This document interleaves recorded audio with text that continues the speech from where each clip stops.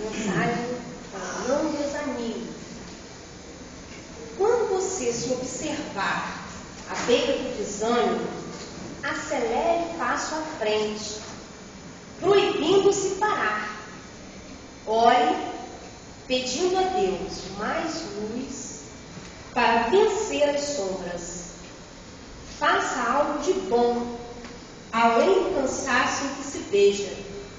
Leia uma página edificante que lhe auxilie o raciocínio na mudança construtiva de ideias. Tente contar com as pessoas cuja conversação lhe melhore o clima espiritual. Procure um ambiente no qual lhe seja possível ouvir palavras e instruções que lhe enobreçam os pensamentos. Preste um favor, especialmente aquele favor que você esteja adiando. Visite um enfermo, buscando reconforto naqueles que atravessam dificuldades maiores que as suas. Atenda às tarefas imediatas que esperam por você e que lhe impeçam qualquer demora nas nuvens do desalento.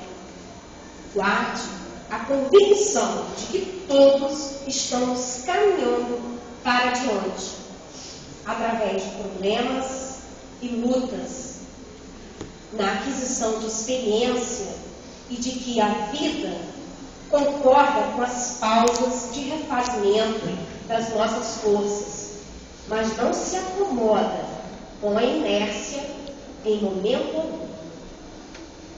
De André Luiz, psicografia de Francisco Cândido Xavier.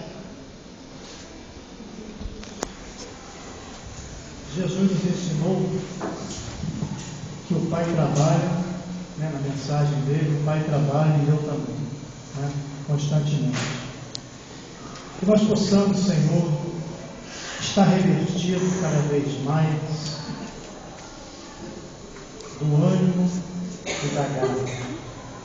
Que possamos, Mestre, contornar os obstáculos que certamente surgirão em nossa trajetória evolutiva. Pois, como sabemos, sem esses obstáculos não calejaremos as mãos e não estaremos aptos da ascensão espiritual. Possamos acolher com todo carinho estas dificuldades, pois elas certamente servirão para o nosso crescimento espiritual. Possamos, Mestre, continuar contigo, pois temos certeza que jamais nos abandonará, principalmente em nossas dificuldades. Conosco hoje, nossa companheira Aline vai falar sobre a humildade.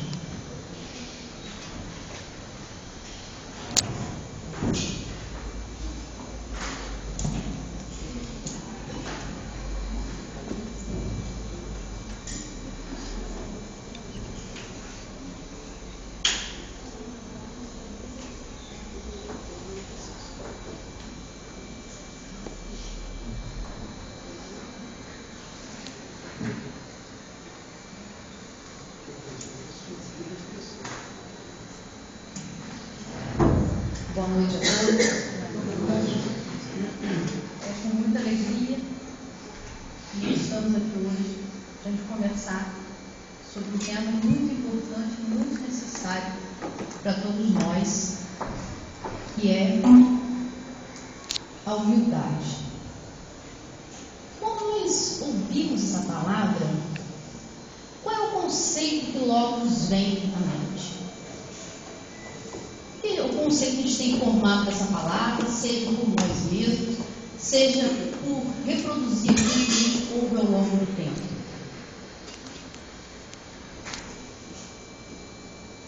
O que será humildade? Será ausência material?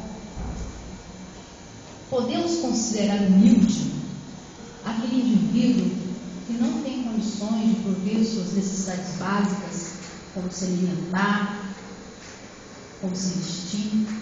Será isso o conceito de humildade? Porque no cotidiano, muitas vezes a gente vê as pessoas atribuindo, né? Ah, fulano é muito humilde, coitadinho, ele não tem o que comer, não tem o que vestir. Mas será esse o conceito de humildade? Será que humildade é isso aí?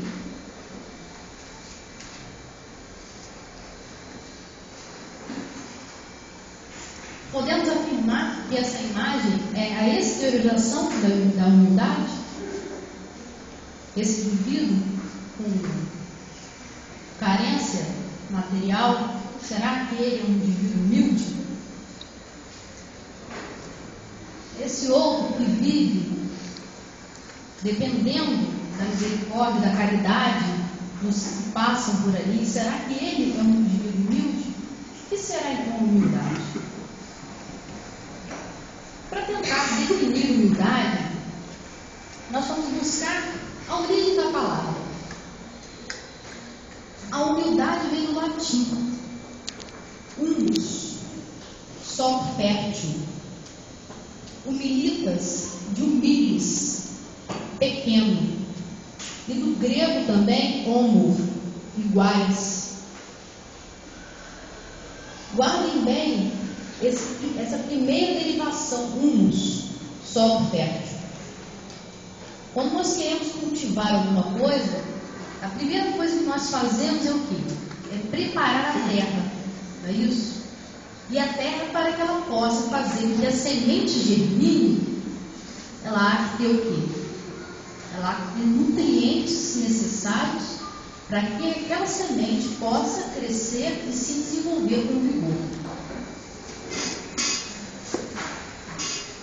No dicionário de língua portuguesa, Alves, nós vemos a humildade como uma virtude caracterizada pela consciência das próprias limitações, modéstia, simplicidade.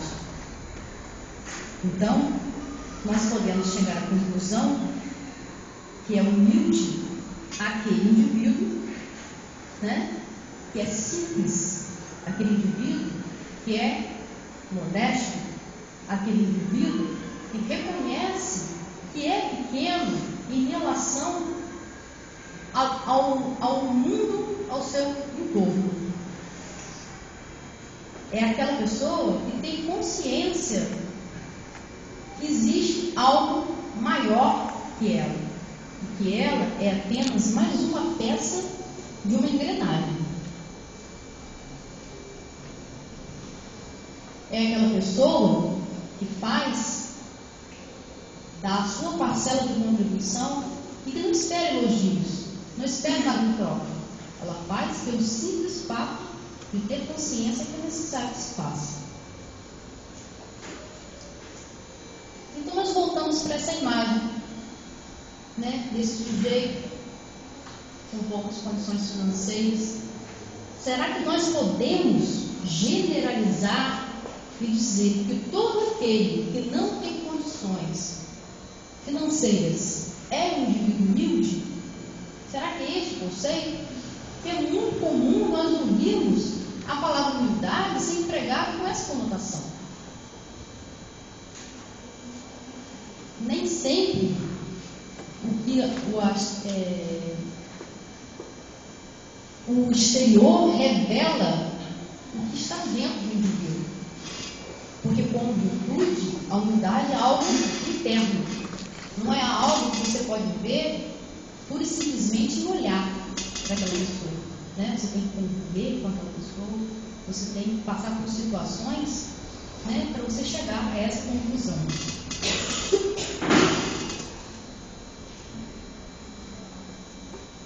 Quando falamos de humildade, nós não podemos falar dela sozinha. Ela vem acompanhada com uma outra palavra, um outro sentimento, que a contrapõe, que a nega, que vem a ser o orgulho. São palavras que se contrapõem, né, e que se negam.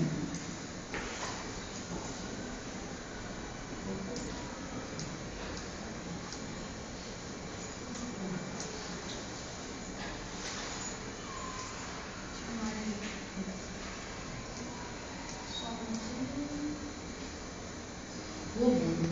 Se nós vimos que o humilde, o sujeito humilde, aquele sujeito modesto, aquele sujeito simples, aquele sujeito que reconhece que é pequeno, se o orgulho contrapõe a humildade, afinal, vamos ver também o conceito do dicionário a favor do orgulho. É um sentimento de dignidade pessoal, brilho, altivez. É um conceito elevado e exagerado de si mesmo. É um amor próprio em demasia. Né? É aquele sujeito que se acha acima do bem e do mal, né? Eu sou tal, no que eu me disponho a fazer, ou no que eu não me disponho a fazer, só se eu, pelo simples fato de eu existir, né? Eu sou tal. É aquele sujeito de se achar tão superior, ele não aceita opiniões, ele não aceita que ninguém chegue para ele e fale nada, porque quem é o outro para vir falar alguma coisa comigo se eu estou acima dele? É aquele sujeito que se melindra por tudo e qualquer coisa, que quando alguma coisa acontece em relação a ele, o mundo cai. É aquele desespero, fulano falou isso comigo, aí fica acabrunhado, fica pelos cantos, né? Fica igual a criança, estou de mal, não aceita, não está aberto para o crescimento. Então, enquanto o humilde vê que ele é pequeno e preconiza que todas as pessoas são iguais, o orgulho não. É a diferenciação, o melhor e o inferior.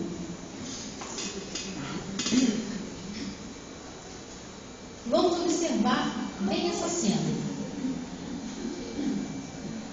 Um gatinho, né?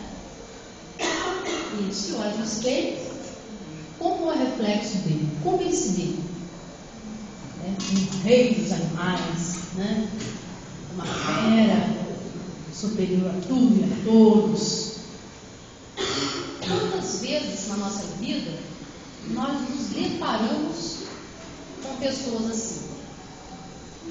São gatinhos, mas na realidade se veem como leões, superiores, melhores em todo o mundo. Seja porque tem uma melhor condição financeira, seja porque teve uma oportunidade de estudo, seja porque é mais bonito fisicamente pelos conceitos pré-estabelecidos pela sociedade, seja por se achar mais inteligente, ou seja por nada disso, só porque ele é tal e pronto, acabou. Em função disso, ele se acha no direito de pisar o seu semelhante. Ele se acha no direito de colocar o outro à prova, de menosprezar o outro, né? De minimizar o outro, de fazer tudo e mais um pouco. Porque ele acha que à medida que ele rebaixa o outro, ele se fortalece, ele se mantém naquele pedestal que ele se colocou. Mas vamos sair desse contexto, desse indivíduo que está lá pisando, maltratando, ridicularizando o outro, e vamos observá-lo numa situação maior, num contexto maior. Vamos procurar a real dimensão dele. Vamos observar esse indivíduo de cima desse prédio. Será que a gente consegue ver esse super humano, esse ser grandioso, no meio dessa correria do dia a dia na cidade ali?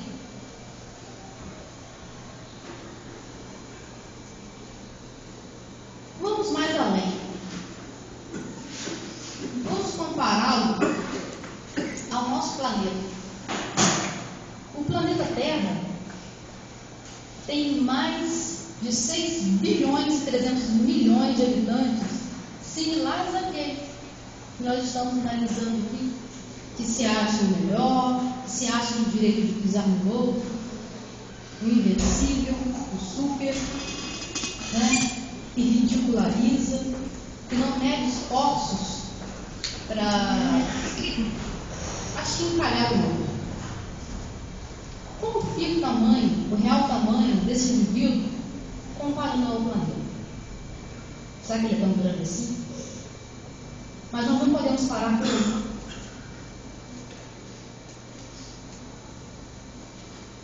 Vamos comparar a Terra em relação a outros planetas do Sistema Solar. Ali ela tem uma ameaça sendo maior, né? Maior que Vênus, maior que Marte, maior que Mercúrio. Plutão já nem é considerado planeta mais. Essa imagem aí não consegui atualizar. Vamos mais adiante.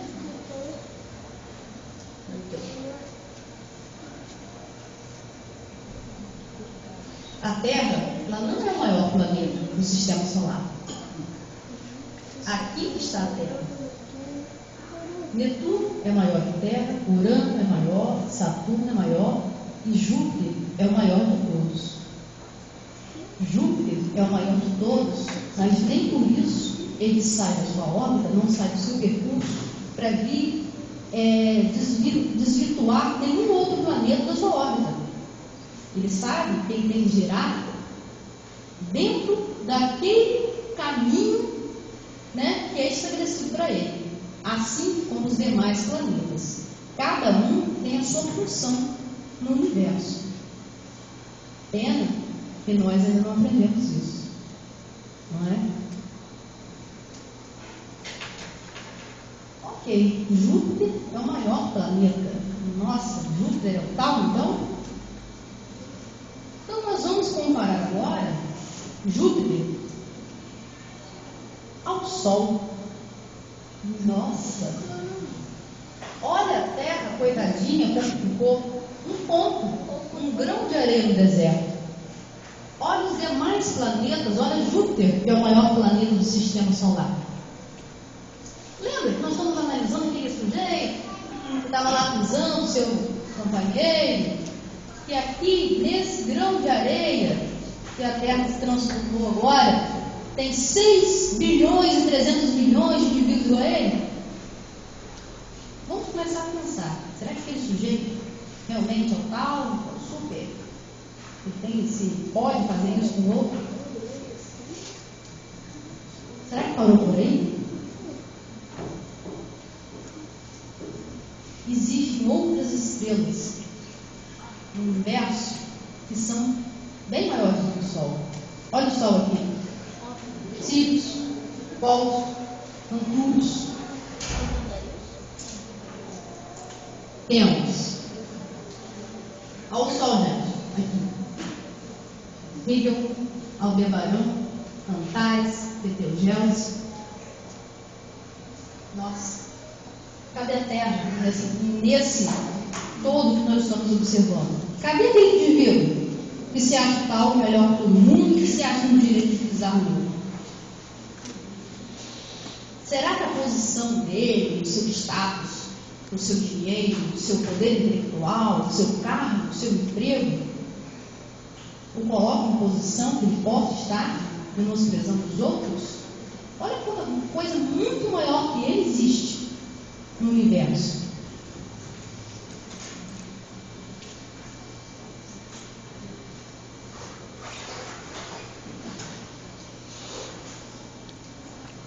E temos a infinidade, né, do universo a ser observado. Então, quando nós paramos para fazer uma análise dessa grandeza cósmica, nos permite a ter uma noção, uma real noção do nosso tamanho, enquanto seres humanos e enquanto indivíduos. E isso nos facilita e nos ajuda também a aprender a tratar o nosso próximo, a nos relacionar. Porque afinal, quem somos nós? Vimos o conceito lá anteriormente, somos todos iguais. Não foi isso no conceito de humildade? Ou nós vamos optar pelo outro conceito do orgulho, né? Que nós somos um conceito elevado, exacerbado, exagerado de si mesmo? Será que qual dos dois vai nos promover maior crescimento?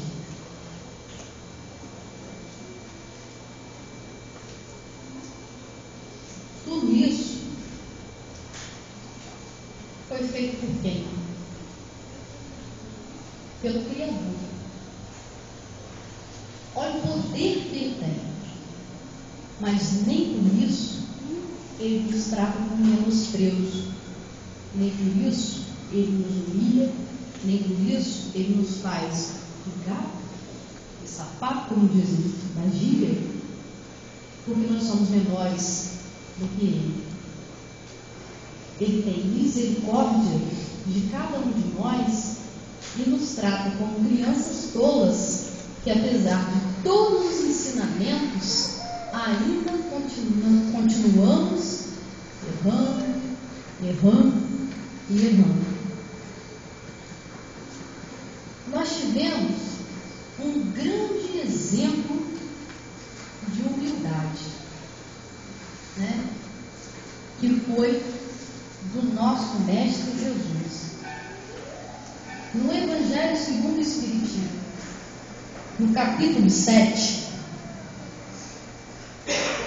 bem-aventurados os pobres de espírito. Por pobres de espírito, Jesus não entende os baldos de inteligência, mas os humildes. Tanto que diz ser para estes o reino dos céus e não para os orgulhosos. Humilde, nós já vimos que é aquele que é simples, aquele que é modesto, aquele que tem o coração como solo fértil para receber a boa semente. Nesse caso, a boa semente de quem? Do Mestre Jesus. Aí fala ali, baldos de inteligência. Mas o que será baldos? Baldo é inútil. É aquele de inteligência inútil. Por que então que o reino do céu será humilde e não para aquele inteligente? Porque a inteligência dele é inútil.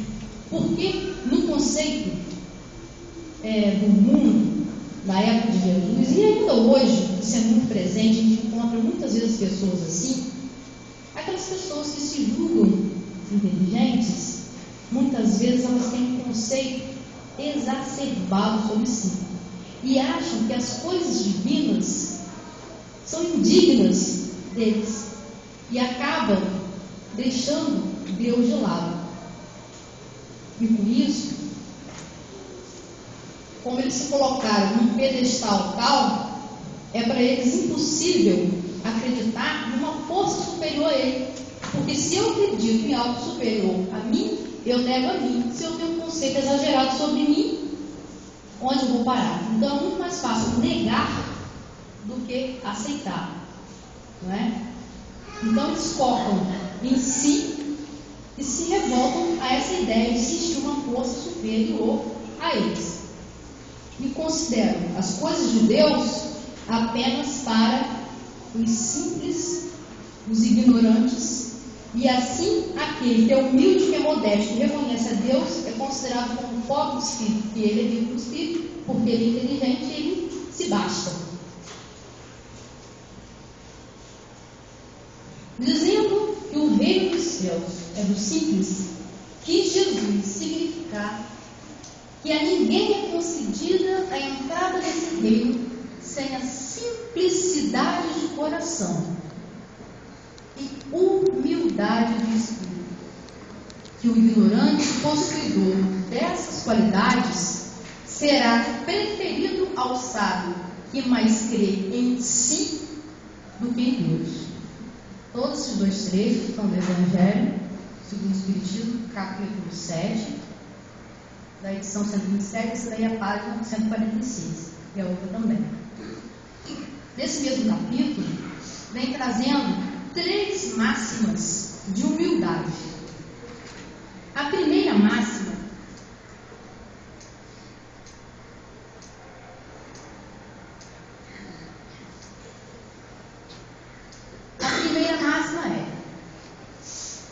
por essa razão, por essa ocasião, ocasião, os discípulos se aproximaram de Jesus e lhe perguntaram: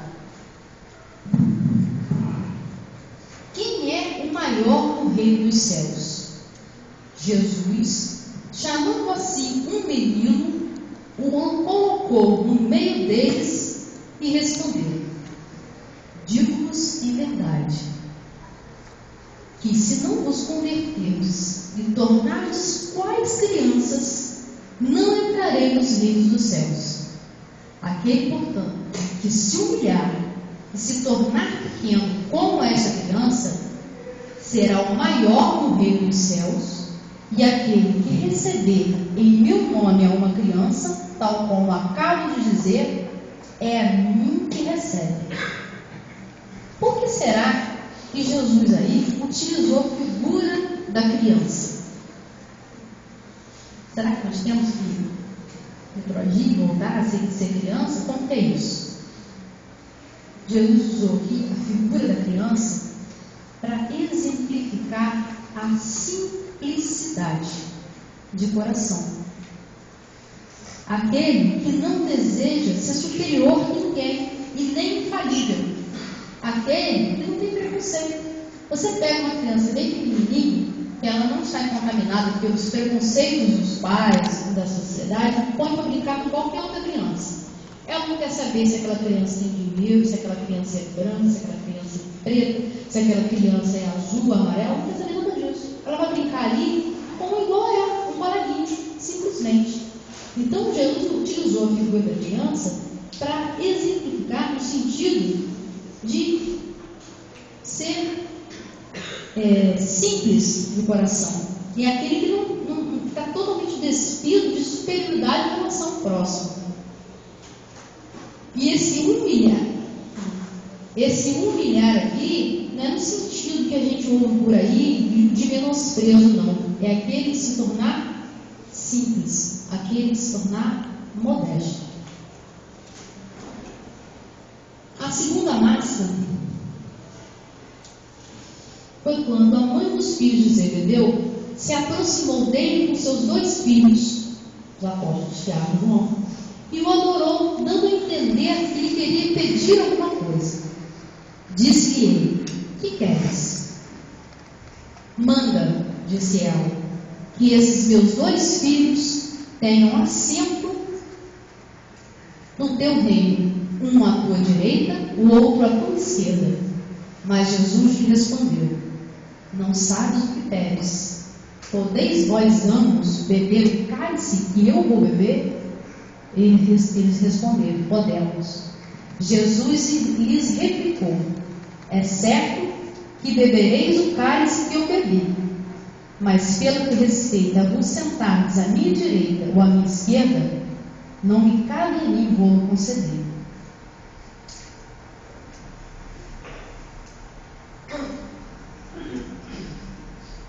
Isso será para aquele a quem meu Pai o tem preparado. Ouvindo isso, os 10 outros apóstolos se encheram de indignação contra os 2 irmãos. Jesus, chamando-os para perto de si, lhes disse: sabeis que os príncipes das nações as dominam e que os grandes atrapam o império. Assim não deve ser entre vós, ao contrário, aquele que quiser tornar-se o maior, seja vosso servo, e aquele que quiser ser o primeiro entre vós, seja vosso escravo. Do mesmo modo que o Filho do Homem não veio para ser servido, mas para servir e dar a vida pela redenção de muitos. Nós vimos que a mãe queria o quê? Status para os filhos, queriam colocar uma posição de destaque em relação aos demais. Mas qual foi o ensinamento de Jesus quando ele disse aqui: aquele que quiser tornar-se o maior, seja o vosso servo, e fazer como o Filho do Homem que veio para servir e dar a vida pela redenção de muitos. É o conceito novamente de humildade que nós vimos, e para que sejamos grandes nós temos que ter obras, que temos que ser simples e fazer as coisas desinteressadamente e tornar-se solo fértil para a redenção de muitos, como Jesus ensinou. terceira máxima. Jesus entrou em dia de sábado na casa de um dos principais fariseus para ir fazer a sua refeição. Os que lá estavam observavam. Então, notando que os convidados escolhiam os primeiros lugares, propôs-lhes uma parábola dizendo: quando fordes convidados para bodas, não tomeis o primeiro lugar, para que não suceda que, havendo entre os convidados uma pessoa mais considerada do que vós, aquele que vos há de convidar venha dizer-vos: dai o vosso lugar a este, e vos vejais constrangido a ocupar, cheios de vergonha, o último lugar. Quando fordes convidados, ide, colocai-vos no último lugar, a fim de que, quando aquele que vos convidou chegar, vos diga: meu amigo, vem mais para cima. Isso então será para vós um motivo de glória diante de todos que estiverem convosco à mesa. Porquanto todo aquele que se eleva será rebaixado, e todo aquele que se abaixa será elevado. Novamente, estamos vendo aí o que? Outra vez, a humildade preconizada por Jesus. Esse rebaixado, novamente, não é no sentido de se menosprezar, não, nem de se inferiorizar. É no sentido, novamente, da simplicidade. É do sujeito se sentir pequeno, se sentir modesto, né? E não querer se destacar a todo custo. Que ele possa ser reconhecido pelo que ele é, e não querer impor na minha figura. Eu sou o pai, chego na primeira cadeira e estou sentando. Né? Não é por aí. Não foi isso que Jesus quis. Ele quis dizer que a gente tem que ser reconhecido pelo nosso valor e pelas obras que nós fazemos. Vamos ver mais alguns trechos do Evangelho que confirmam a nossa questão da humildade. Ele vem no capítulo 7. O Espiritismo sanciona pelo exemplo a teoria, mostrando-nos na posição de grandes no mundo dos espíritos os que eram pequenos na terra, e bem pequenos muitas vezes, o que na terra eram os maiores e os mais poderosos. A nossa posição aqui na terra, ela é passageira. Nós estamos aqui com o objetivo de aperfeiçoamento. Mas muitas vezes nós nos deixamos contaminar por preconceitos, por questões que estão treinadas há tanto tempo na sociedade, e não nos tocamos em situações simples. É muito comum, ao vermos pessoas, né? Isso é a maioria, um indivíduo muito bem vestido, um indivíduo de grande prestígio social, e um outro, coitado, mais modesto, que trabalha numa situação de não muito destaque. As pessoas tendem a dar mais valor, a tratar melhor aquele que se mostra exteriormente com uma vestimenta, né, mais elaborada, vamos dizer assim. Mas o interior daquele indivíduo, como será que é? Vamos imaginar que tem um sujeito que vai na rua ali, mas sempre que passa alguém, ele dá uma palavra amiga, uma palavra de conforto, ou ele dá um bom dia, e às vezes um bom dia, um sorriso já é suficiente para que as pessoas não acabem cometendo situações infelizes na sua vida. E aquele outro que está lá de terno e gravata, com a sua maleta na mão, com o sapato muito bem engraxado, nem para os lados olha, ele só pensa nele, quer agir a sua vida, resolver suas situações e toca sua vida para frente. Então, quer dizer, aquele que era grande e poderoso aqui na terra, nem sempre é aquele que vai estar em melhores condições do outro lado, porque na maioria das vezes se deixa contaminar com as vicissitudes e esquece do mais importante, que é aproveitar a oportunidade que tem aqui e agora para se tornar uma pessoa melhor, né, para se aperfeiçoar, para quando voltar para a parte espiritual, que é a nossa morada, né, certo? Que nós só somos de passagem, esteja cheio lá mais evoluído. No próprio Evangelho, no capítulo anterior, ou 2 capítulos anteriores, fala o seguinte: quando chegarmos lá, ninguém vai perguntar qual foi o carro que você teve, qual foi a posição que você teve, qual foi o emprego que você teve, não. Vai perguntar: quantas lágrimas você secou? Né? O que de bem você fez ao seu semelhante? É isso, é o que importa. Outro trecho do Evangelho que fala o seguinte: o Espiritismo aponta-nos outra aplicação do mesmo princípio nas encarnações sucessivas, mediante as quais os que, numa existência, ocuparam a mais elevada posição, descem na existência seguinte a mais ínfimas condições, desde que tenham dominado o orgulho e a ambição. Não procureis, pois na terra, os primeiros lugares, nem vos colocar acima dos outros, se não quiserdes ser obrigados a descer. Buscai ao contrário o lugar mais humilde e mais modesto, porque Deus saberá dar-vos um mais elevado no céu, se o mereceres. Às vezes o indivíduo mete na encarnação com determinado poder, aí ele fala assim: pode me dar o poder, porque eu vou fazer não. Eu vou ajudar um, vou ajudar o outro. Quando chega aqui, o véu do esquecimento, a situação já é mais densa, ele esquece tudo e comete as mesmas falhas novamente. Aí pede uma oportunidade de Deus ter misericórdia, vai, meu filho, faz tudo errado novamente.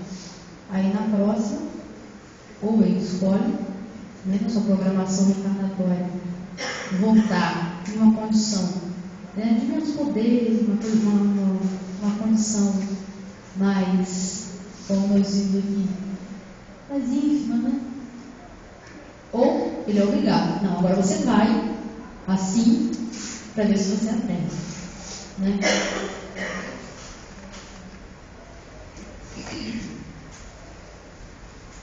Sem humildade, podeis ser caridoso com o vosso próximo, ou não? Pois que este sentimento nivela os homens, dizendo-lhes que todos são irmãos, que se devem auxiliar mutuamente e os induz ao bem. Sem que o sujeito seja simples, seja modesto, sem se sentir pequeno, sem se sentir igual ao outro, todo aquele conceito, né? Todo aquele sinônimo de unidade que a gente viu. Será que ele tem condições de mudar o outro? Se eu sou simples, se eu sou modesto, eu acho pequeno, eu naturalmente vou ter também o sentimento de empatia, que é aquele sentimento de eu me colocar no lugar do outro. Se fosse eu que estivesse passando por essa situação, como eu gostaria que o outro me tratasse? Aquela outra parte que Deus faça o outro que eu gostaria que fizesse com você, né? Então, para que possamos ser caridosos, nós também precisamos ser humildes, precisamos nos colocar no lugar do outro, né?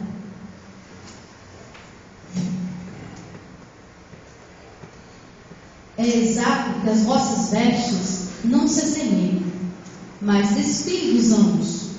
Que diferença haverá entre vós? São eternas as riquezas?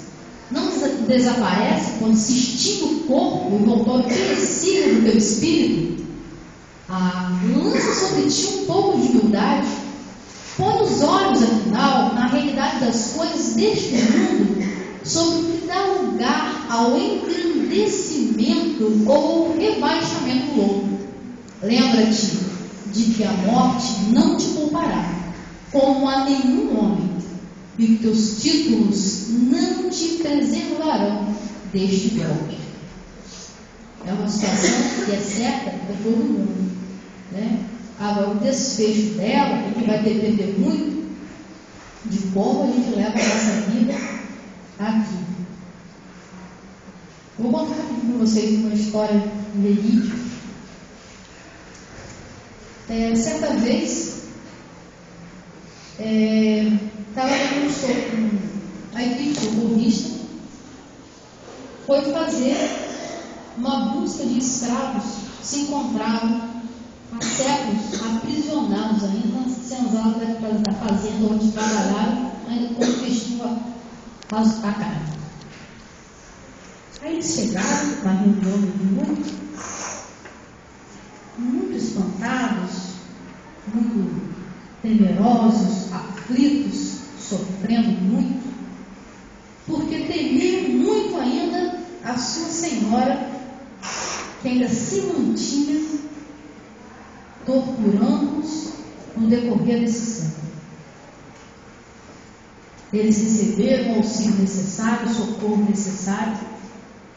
Um deles clamou por misericórdia, não só para eles, que se encontravam sofrendo há tanto tempo, mas clamou por misericórdia e socorro também para a sua senhora, que ela também fosse retirada da sua fazenda, que ela ainda se encontrava tão presa àquela situação vivida no passado, que a sua angústia era tal que não tinha como ela ser feliz. Assim como eles estavam recebendo refrigério, eles queriam também que isso fosse para ela. Pela misericórdia de Deus, ela também foi trazida à reunião. Chegou muito revoltada, esbravejando, indignada, porque ninguém tinha direito de roubar os negros da minha fazenda, eles são meus, são de minha propriedade, eu preciso deles, e assim por diante. E a indignação era tamanha que ela não aceitava muita conversa. Ela queria saber onde ela estava. Foi dito que ela estava na casa de Deus. Ela disse que ali não era a casa de Deus, porque ali não tinha imagem nenhuma, que a casa de Deus ela tinha na fazenda dela, que ela mandava fazer os cultos quando ela bem entendesse, e lá sim é que era a casa de Deus. Então, a gente via que ela tinha os seus títulos, né? Mas acho que ela se preocupava muito pouco com as coisas do mundo que pudesse, né? Ou por ignorância, ou por uma infinidade de coisas, mas na realidade a gente viu também, pela história, que foi pelo desamor. Depois de muita conversa, ela veio em busca para auxiliá-la a sua ama de leite. E foi aí que ela contou que ela era muito infeliz e que ela tratava os escravos dessa forma porque ela nunca foi amada pelos pais, porque os pais desejavam um filho homem para tocar a fazenda e ela veio mulher e nunca teve carinho de nenhum deles. Tinha pena dessa ama, dessa escrava, que foi quem cuidou dela e que foi quem veio auxiliá-la. Quer dizer, o desamor também provoca muitas situações, né, que acabam desencadeando outras. Mas nessa situação, a gente viu que o socorro e o auxílio veio realmente de um coração puro, um coração humilde, que não pensava apenas nele, apesar de todo o sofrimento de quando encarnados e de quando desencarnados ao longo desses muitos anos. Ela foi socorrida. Mas será que ela teve o mesmo tratamento, o mesmo destino que eles? Será que nesse momento os títulos dela serviu para alguma coisa? Então, mais uma vez, o que importa são as nossas obras. É o que nós fazemos, né? O restante é só passageiro. Deixa eu falar aqui, gente. Na balança divina, são iguais todos os homens. Só as virtudes os distinguem aos olhos de Deus, pois nós acabamos de falar agora. são da mesma essência todos os espíritos e formados de igual massa todos os corpos. Em nada nos modificam os nossos títulos e os nossos nomes. Eles permanecerão no túmulo e de modo nenhum contribuirão para o gozejo de ventura dos eleitos. Estes, na caridade e na humildade, é que têm seus títulos de nobreza. Mais uma vez, é aquilo que nós fazemos, é como, né? É o ter ou é o ser, né? Mais adiante, meu Deus, o que eu olhei ali? Mais adiante, nós temos o último trecho que diz o seguinte: pobre raça humana, cujo egoísmo, é o último slide, corrompeu todas as sendas, toma novamente coragem, apesar de tudo, em sua misericórdia infinita, Deus te envia poderoso remédio para todos os males, um inesperado socorro à tua miséria. Abre os olhos à luz, aqui estão as almas dos que já não vivem na terra e que te vêm chamar ao cumprimento dos deveres reais. Eles te dirão, com a autoridade da experiência, quanto às vaidades e às grandezas da nossa passageira existência são mesquinhas a par da eternidade. Dir-te-ão que lá o maior é aquele que haja sido o mais humilde entre os pequenos deste mundo, e que aquele que mais amou os seus irmãos será também o mais amado no céu. Que os poderosos da terra, se abusaram da sua autoridade, ver-se-ão reduzidos a obedecer os seus servos. E finalmente, a humildade e a caridade, irmãs que andam sempre de mãos dadas, são os meios mais eficazes de se obter graça diante do Eterno, a graça diante de Deus. Então, mais uma vez, estamos vendo a necessidade de sermos humildes, de sermos modestos, de sermos simples, de não haver distinção entre ninguém, porque não existe ninguém melhor, ninguém pior que o outro. Estamos aqui nessa caminhada de aprendizado. Uns aprendem mais, outros aprendem menos. E Deus, que é misericordioso, vai dando novas chances, né? Até que um dia, se Deus quiser, todos possamos chegar a um ponto comum, né? Vamos ler um pequeno vídeo, um trecho falando sobre humildade e orgulho, que só vai reforçar tudo que nós falamos aqui.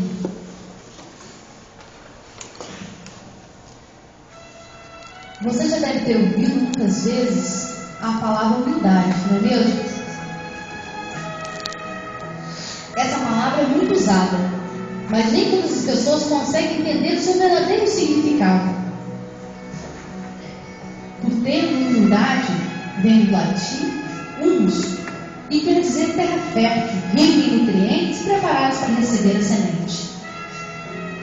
Assim, uma pessoa humilde está sempre disposta a aprender e deixar brotar do solo fértil da sua alma a boa semente. A verdadeira humildade é firme, segura, sóbria e jamais compartilha com a hipocrisia ou com a preguiça. A humildade é a mais nobre de todas as virtudes, pois somente ela predispõe o seu portador à sabedoria real. O contrário da humildade é o orgulho, porque o orgulhoso nega tudo o que a humildade defende. O orgulhoso, soberbo, julga superior, esconde-se por trás da falsa humildade e da tola vaidade. Alguns exemplos talvez tornem mais claras as nossas reflexões. Quando, por exemplo, uma pessoa humilde comete um erro, diz: eu me equivoquei, pois sua intenção é de aprender, de crescer.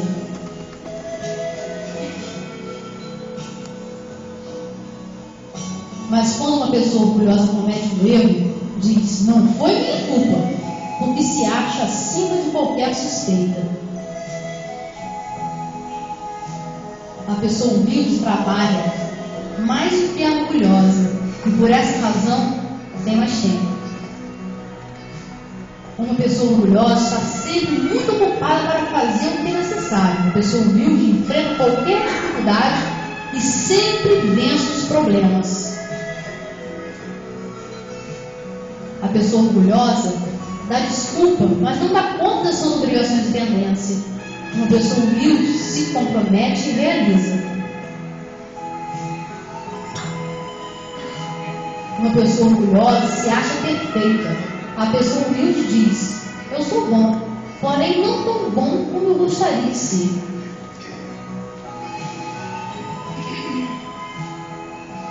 A pessoa humilde respeita aqueles que são superiores e trata de aprender algo com todos.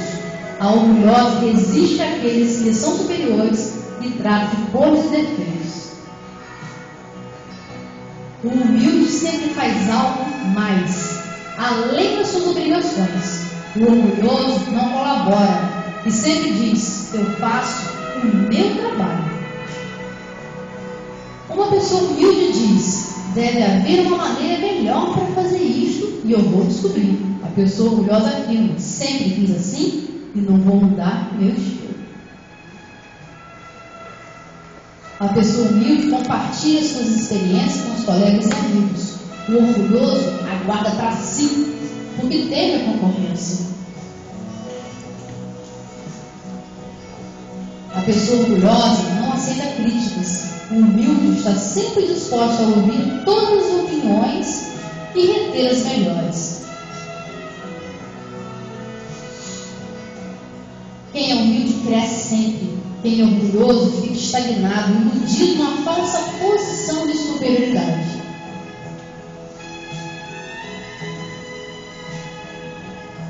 O orgulhoso se diz cético, pois por achar que não pode haver nada no universo que ele desconheça. O humilde reverenda ao Criador todos os dias, porque sabe que há muitas verdades que ainda desconhece. Uma pessoa humilde defende as ideias de julgas nobres, sem se importar de quem elas venham. A pessoa orgulhosa defende sempre as suas ideias, não porque acredita nelas, mas porque são suas. Enfim, como se pode perceber, o orgulho é o grilhão que impede a evolução das criaturas. A humildade é a chave que abre as portas da perfeição. Você sabe por que o mar é tão grande, tão imenso, tão poderoso?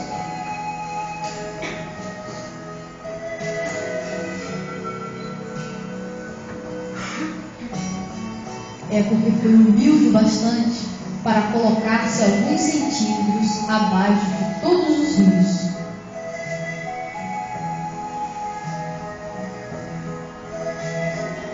Sabendo receber, tornou-se grande. Se quisesse ser o primeiro, se quisesse ficar acima de todos os rios, não seria mar, seria uma ilha. E certamente estaria isolado.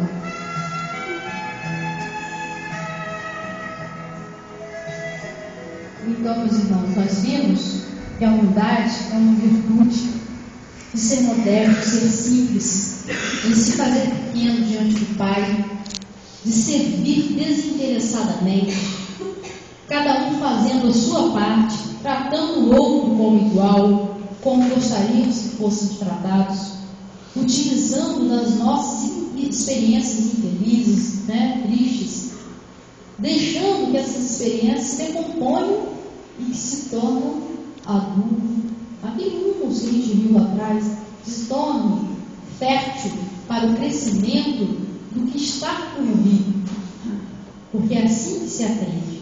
E muitas vezes as pessoas têm experiências não muito felizes e não utilizam, não decompõem essas experiências, não deixam que ela sirva de aprendizado para outras situações que estão por vir.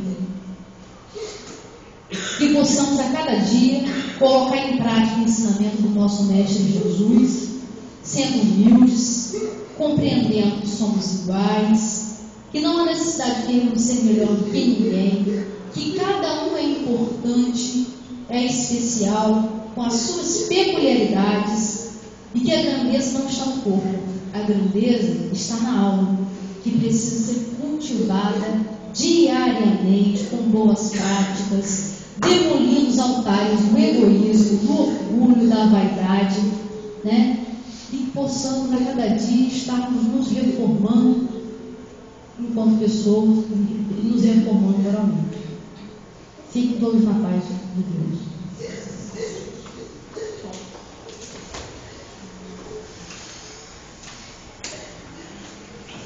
Agradecemos ao Lênin. Houve um erro de minha parte. O evento da Liga vai ser sexta-feira, 20 horas, e sábado, às 14 horas.